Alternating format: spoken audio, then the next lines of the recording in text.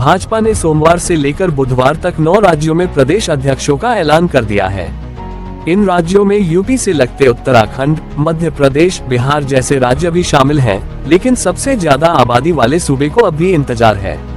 प्रदेश अध्यक्ष भूपेंद्र चौधरी का कार्यकाल पहले ही समाप्त हो गया है, लेकिन अब तक उनके विकल्प का इंतजार है।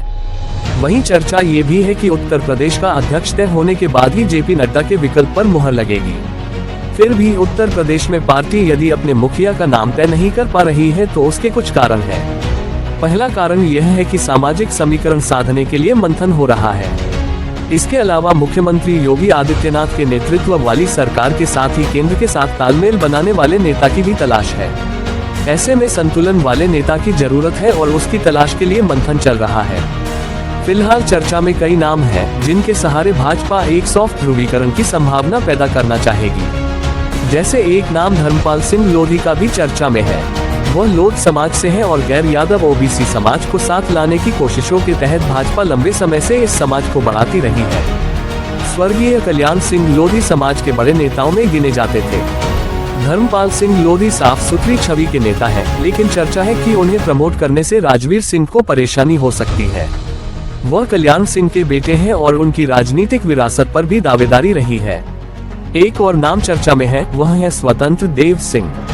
पहले भी वह प्रदेश अध्यक्ष रहे हैं और उनकी सीएम योगी आदित्यनाथ से भी करीबी रही है। ऐसे में संतुलन के लिहाज से वह अच्छा नाम हो सकते हैं। वह पिछड़े समाज से भी आते हैं। दरअसल समाजवादी पार्टी की ओर से लगातार पीढ़ी यानी पिछड़ा, दलित और अल्पसंख्यक का नारा दोहराया जा रहा है। ऐसे में भाजपा नहीं चाहती कि सामाजिक समीकरण साधने में कोई कसर रह जाए। चर्चा ये भी है कि किसी दलित नेता को ही मौका दिया जाएगा। इन नेताओं में रामशंकर कठेरिया की भी चर्चा है। अहम बात यह है कि भाजपा किसी एक नेता का ही प्रदेश अध्यक्ष चुनाव के लिए नामांकन कराएगी और फिर उसकी घोषणा हो जाएगा।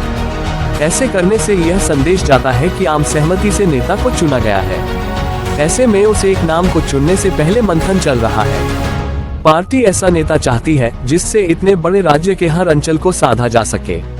इसके अलावा सामाजिक समीकरणों के लिहाज से भी पॉजिटिव संदेश जाए।